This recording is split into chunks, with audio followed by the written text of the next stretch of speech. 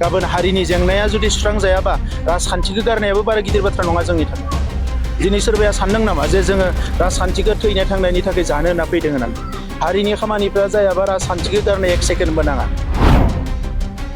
दिनै पाग्लि जरानि हाखौ लानानै बेवहाय जि गाज्रि गाज्रि बुंदों, फाननानै जाबाय, आदानिनिफ्राय 1000 करोड़ जाबाय, माबा जाबाय, नुदों नामा 1000 करोड़ मालाबा?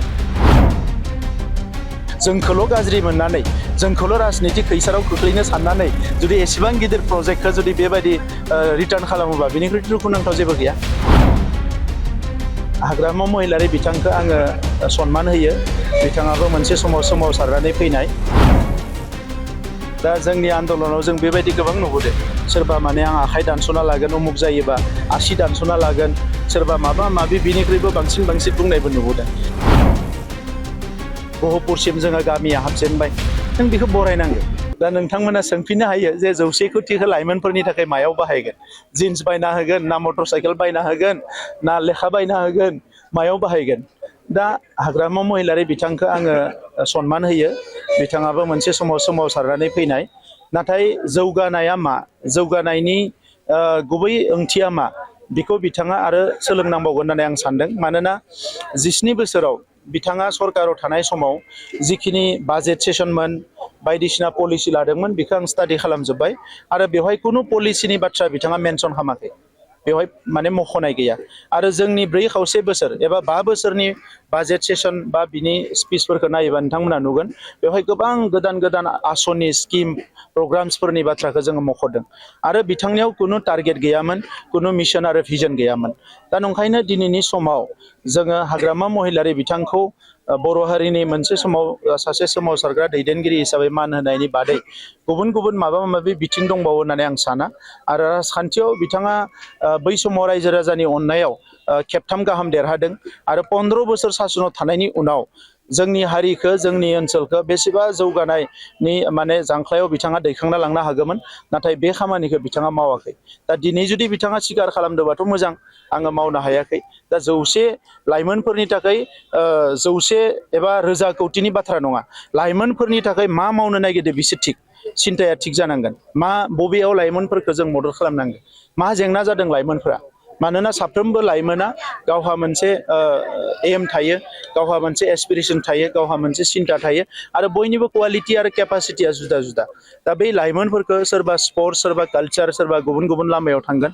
नों माखौ मावनो सानदों बेखौ नों थिग खालामनांगोन। दिनै जोङो CM माने काप जों बानायदों जे मा होनो बड'लेण्डआव, जेरावनोखि मोनफ्रोमबो VCDCआव जोङो फुटबल स्टार्ट खालामदों, जाहाथे लाइमोनफोरा नेशनेल इन्टारनेशनेल लेभेलाव गेलेनो थांनो हायो। सुपार 50 खालामदों, IS, IPS, डक्टर, इन्जिनियार बिथांमोनखौ जों बरननो नागिरदों।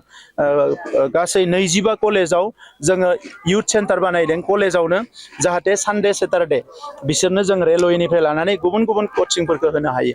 दा बे गासै बेब'स्थाखौ जों खालामदों। दा बेवहाय हाग्रामा महिलारि बिथांनि साननाया मा, बेखौ रायजो राजाफोरनो फोरमायबासो मिथिगोन।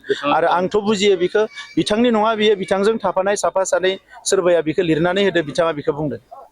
मैयायो दिल्लीयाव दुलाराय बर' फरायसा आफाद, XNDP, UBPO बिथांमोना एकर्ड इमप्लिमेन्टेसनाव भारत सरकार, आसाम सरकारजों सावरायदों। जोबोद मोजां जादों, आंबो नुदों सावरायनायखौ। आरो जोंबो मैयायो जोंनि MP बिथां रोंगोरा नार्जारि, राज्यो सभानि MP आरो लोगोसे लक सभानि MP जयन्त बसुमतारीजोंबो जोङो बिथां हम सेक्रेटारिजों जिरायदों। आरो हम मिनिस्ट्रियाव गोबां मानसिफोरजों सावरायदों। मोननै थांखि लानानै सावरायदों। मोनसेया जाबाय फैगौ जि एसेम्बलि पार्लियामेन्ट, बेवहाय 125 एमेन्डमेन्टआ फैनांगौ। बेजों गासै गं 10 सिक्स सिडुला गोख्रों जागोन। गुबुन मोनसेया जों सावरायदों जेरै NIA केस, गासै 54 NIA केसखौ जोङो रिटार्न लाफिनो हाबाय। बेवहाय थानाय जोंनि गासैबो बारग' NDBनि सोद्रोमाफोरा बेल मोननायनि लामायाव थांगासिनो दङ। दा सा 6 CBIनि जि मोनसे कनभिक्ट जानाय लिस्ट, जेराव रन्जन दैमारि बिथाङाबो दङ, दा बिथांमोननि केसखौबो फोजोबनांगौ होननानै जों रायलायदों। आरो मैया जोबोद पजिटिभ सावरायनाय जादों हम सेक्रेटारि आरो हम मिनिस्ट्रिनि मानसिफोरजों। आरो बिथांमोना जोंनो माखासे खोथा होदों जे बिनि सायावबो नायबिजिरनानै थाबैनो थांखि लागोन होननानै। गुबुन गुबुन दफाफोरनि बेलायाव माखासे दफाया इमप्लिमेन्ट जागासिनो दङ। 6.3 बेखौ लानानै भारत सरकाराबो नारसिनबाय थादों, जोंबो नारसिनबाय थादों। स्कुल प्रभिन्सियेलाइजेसननि बेलायाव आसामाव गोबां जेंना आगोलनिफ्रायनो नुबोदों। दा 6.3खौ खेबसे जुदि इमप्लिमेन्ट खालामोबा जोंनि बर' बिजोंनि जेंना आरो बड'लेण्ड ओनसोलनि गुबुन गुबुन फरायसालिनि जेंनाया जोबगोन होननानै आं मिजिंथिदों। जोबथायाव जाय बिथांमोना बिटिआर गोरोबथानि दफा बायदियै गामि हाबसननायखौ हेंथा खालामदों, बिथांमोना गिबियै दिनै सनितपुर गहपुराव थांनानै राजखान्थिनि फोसावदिंखौ बिथांमोना खालामदों। बिथांमोननो आं साबायखर होदों। बेनो वाइज डिसिसन होननानै आं सानो। सानस्लाबहायियाव मानसिफ्रा गोबां बाथ्राखौ अप'ज खालामो आरो बिनि थाखाय जोंहा मालाबा खहाबो जायो। दा जोंनि आन्दलनाव जों बेबायदि गोबां नुबोदों। सोरबा माने आं आखाइ दानस'ना लागोन, उमुक जायोबा आसि दानस'ना लागोन, सोरबा माबा माबि बिनिख्रुइबो बांसिन बुंनायबो नुबोदों। नाथाय नोंबो सासे बर' फिसा, नों हास्थायोना हास्थाया? जोङो दिनै हास्थायदोंमोन जे संकसनिफ्राय सदिया जानांगोन। संकसनिफ्राय सदिया जों मावनो हायाखिसै, गहपुरसिम जोङो गामिया हाबजेनबाय। नों बेखौ बरायनांगौ। बै समाव आंखौ गाज्रि मोननानै बा सोरबा गबिन्द बसुमतारीखौ गाज्रि मोननानै नों जुदि गासै बर' आन्दलननि स्पिरिटखौनो जुदि नों अप'ज खालामोबा, थेसिसखौनो जुदि नोङो क्रिटिसाइज खालामोबा, बेथ' मोजां बाथ्रा नङा। गहपुरसिम बर' गामि सोनायनि थांखिया बा संकसनिफ्राय सदियासिम गामि सोनांगौनि थांखियाथ' आंनि जोनोम होनाय नङा। आं बिनि सापर्टारसो, आं बिनि मावथिसो। दा बेखौनो बिथांमोना सासे सासेजों सुथुर लानानै गोबां नाङै खोथा बुङो। ससियेल मिडियायाव दाबो नुगोन बिथांमोना जोंखौ बेसेबां क्रिटिसाइज खालामो, नङै बाथ्रा। जेखौ जों नङा बेखौबो क्रिटिसाइज खालामो। दा बेजोंथ' जेबो लाब जानाय नङा। दिनै पाग्लि जरानि हाखौ लानानै बेवहाय जि गाज्रि बुंदों, फाननानै जाबाय, आदानिनिफ्राय 1000 करोड़ जाबाय, माबा जाबाय। नुदों नामा 1000 करोड़ मालाबा? आरो जिउआव फैसानि बादै जेबो गैया नामा? मानसिनि जिउआव अनलि फैसायाल' मानसिखौ गोजोन होनो हायो नामा? फैसाजोंथ' गोजोननाय जिउ नङा जोंनि जिउआ। जों हारिनि थाखायनो जुजिबोदों। गाबोन हारिनि जेंनाया जुदि सुस्रांजायाबा राजखान्थिखौ गारनायाबो बारा गिदिर बाथ्रा नङा जोंनि थाखाय।